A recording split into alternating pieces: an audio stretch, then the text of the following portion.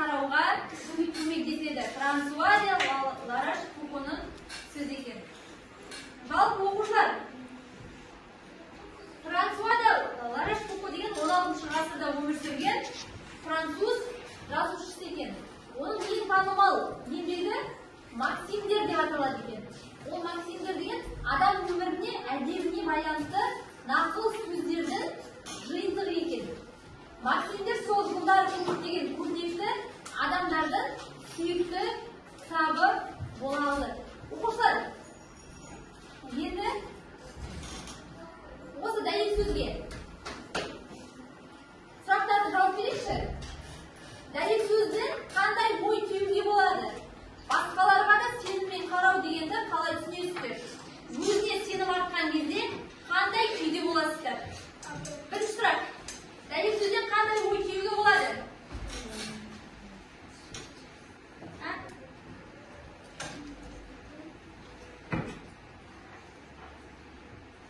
Апайымыздағы сенімділік пен өзгелерге де сеніммен қарауға көмектеседі. Сұрақ. Дәйек сөзден қандай ой түюге болады? Басқа, Әлем. Мысалы, жақсылық, сенімділік,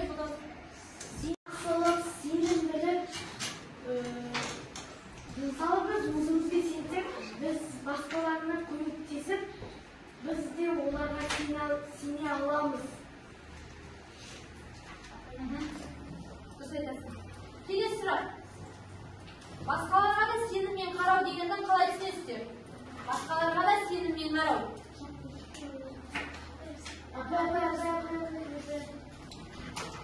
Біз өзіміз сенімді болсақ, басқаларға да өзіміздің сенімімізді бере аламыз. Оларға еш уайымсыз сенімімізді беріп, ол сенімді орындаймыз. Келесі. Өзіне сенім артқан кезде қандай күйде болдыңыздар? Қандай күйде болдыңдар? Көмектесеміз. Айта ғой, көмектесеміз. Өзіне сенім артқан кезде қандай күйде боласыздар? Жақсы күйде. Бір жауапкершілік болады, солай ма? Маған осы адам деп жатыр, маған сенім артып жатыр. Мен оны істемеуім керек. Ұятқа қалдырмауым керек деген бір не тұрады? Бір жауапкершілік тұрады, солай ма? Дұрыс айтасыздар. Біз тамашалай алмағанына еш өкінген жоқ. Ал оқушылар, осы айтқан әңгіме қандай ой түйдіңіздер? Жалпы сұрақ. Қарттың балаға өз жүктерін тапсырып кетуінің себебі неде?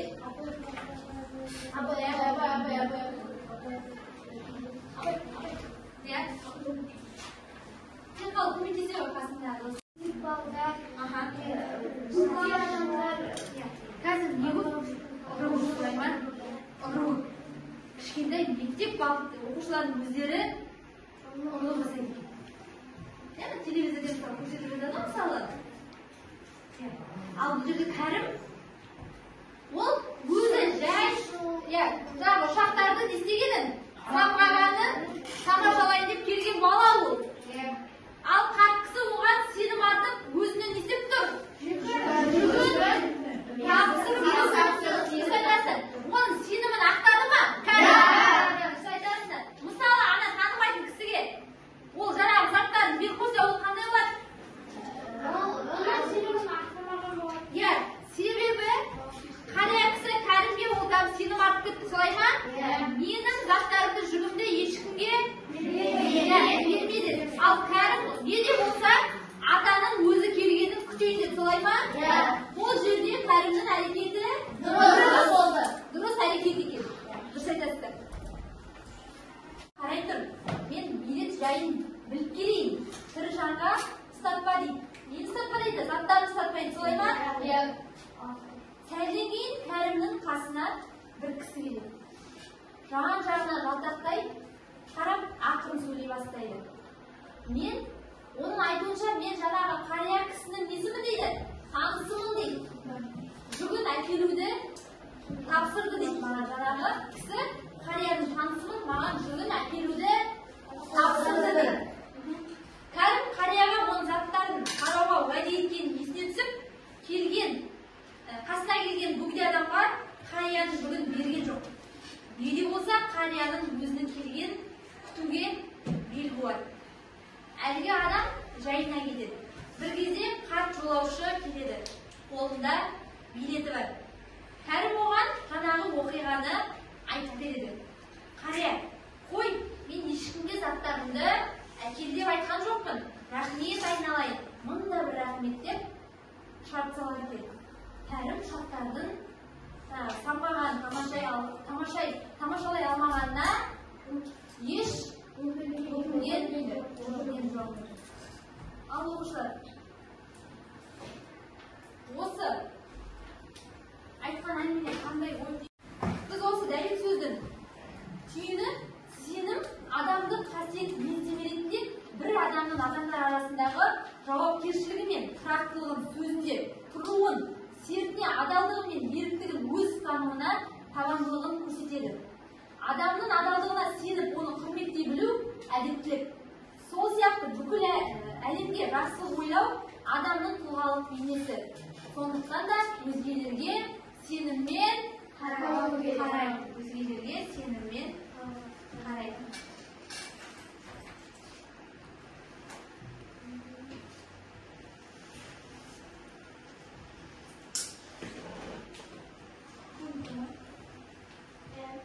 Оқушылар, мен сіздерге мұғалім сыйына Гумилевтің сенім деген әңгімесін алып келдім. Соны сіздерге айтып біліп, сіздер сұрақтарға жауап бересіздер. Түсініп қой? Әуежайға кірген сәтте Кәрімді бір қарт кісі тоқтатты. Баланың бас аяғына көз жүгіртті де ентіге сөйледі. Қария, қай жаққа ұшпақ едің? Кәрім, мен ұшпаймын ата. Ендеше неге келдің? Жай ұшақтардың самғағанын көрейін деп келдім дейді Кәрім қарияға. Қария, ендеше балам мені зат...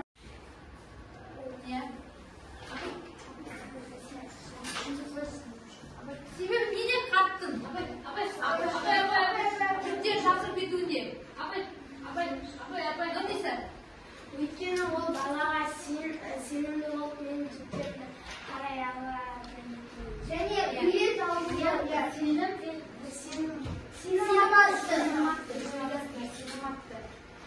Келесі, бала қарттың сенімін қалай ақтады? Бала қарттың сенімін мақсаттады. Бөгде адамға оның жүгін бермеді.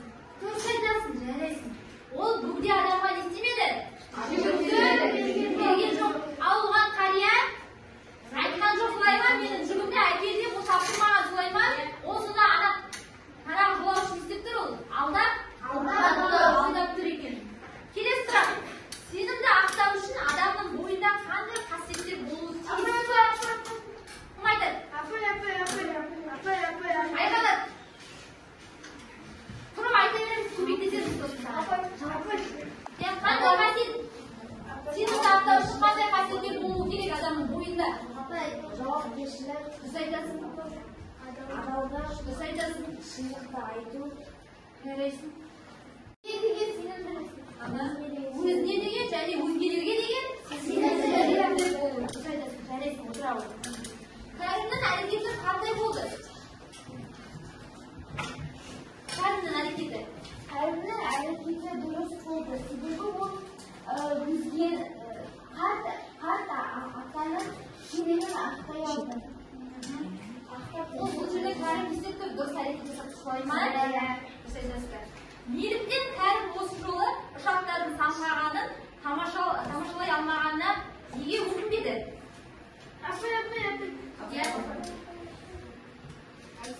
Айсыз. Өйткені ол деген қары үлкен адамға көмектесті және жақсылық атқан үшін. Дұрыс айтасың. Жақсылық жасап солай ма? Жақсылық жасаған екен. Дұрыс айтасыңдар. Келесі сұрақ. Бұл оқиғаның ақиқаты қандай? Ақиқат деген жалпы қандай?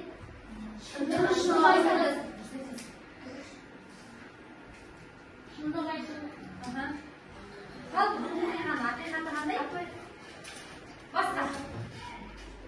Жанерке, бұл оқиғаның өзінің ойынша ақиқаты қандай бұл оқиғаның?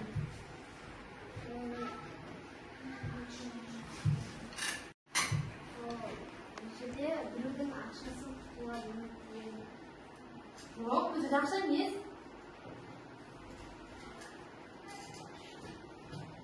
Ya, kім айтады? Кім көмектеседі Жанеркеге? Абдырабим. Бұл оқиғаның ақиқаты қандай? Сөйлейік, оқушылар сөйлейік. Айта беріңіздер, сосын несін дұрыстаймыз. Қателігін дұрыстаймыз. Бұл жерде бір бөтен адамдарға себептен себепсіз бермесе, және де адалдықпен шешу керек.